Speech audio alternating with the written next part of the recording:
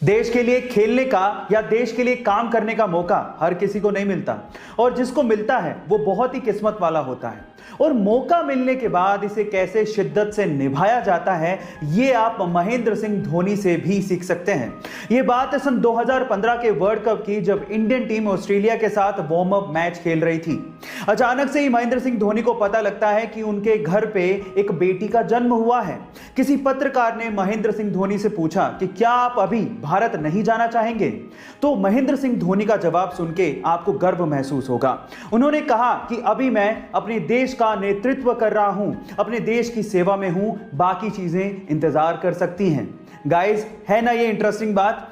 महेंद्र सिंह धोनी की सिर्फ क्रिकेट ही वो वजह नहीं है जिसकी वजह से सचिन तेंदुलकर को क्रिकेट का भगवान कहा जाता है, बल्कि इसके पीछे की एक और बड़ी वजह है और वो है वैल्यूज।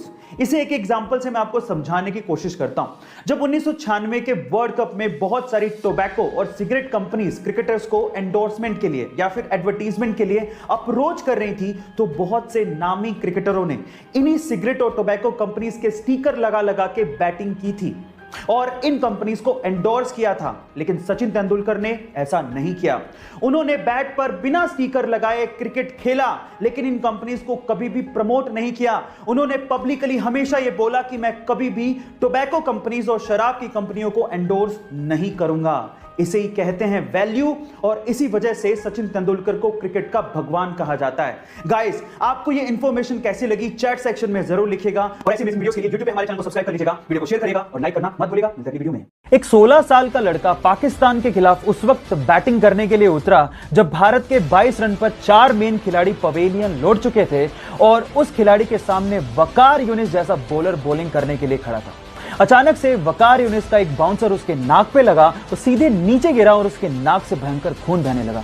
फिजियोथेरेपिस्ट ने कहा कि तुम वापस चलो, रिटायर हर्ट हो जाओ, लेकिन उस खिलाड़ी ने कहा मैं खेलेगा। उसके बाद उसने उसी ओवर में 3 बाउंड्रीज मारी और एंड तक नॉट आउट रह के मैच भी बचाया। खिलाड़ियों ने उसका हौसला देखकर कहा कि भले ही इसका कद छोटा है, लेकिन भविष्य में नाम बहुत बड़ा करेगा।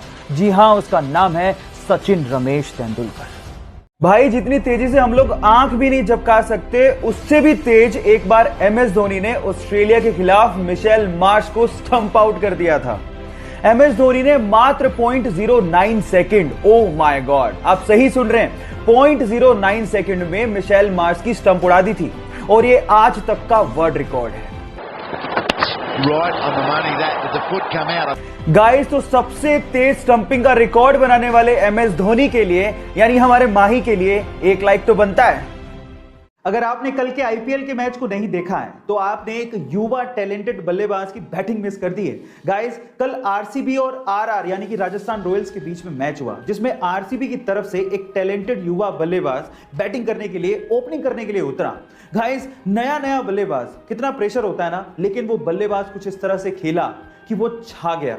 उस बल्लेबाज का नाम है देवदत्त पडिक्कल।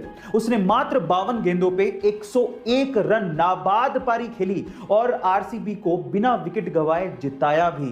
गाइस, उसकी बैटिंग देख के मैं ये श्योरली कह सकता हूं कि ये इंडियन क्रिकेट का एक आने वाला सितारा हो सकता है। आपका देवदत्त की बैटिंग के बारे में क्या कहना है चैट सेक्शन में जरूर लिखिएगा और ऐसे अमेजिंग वीडियोस के लिए YouTube पे हमारे चैनल को सब्सक्राइब कर लीजिएगा।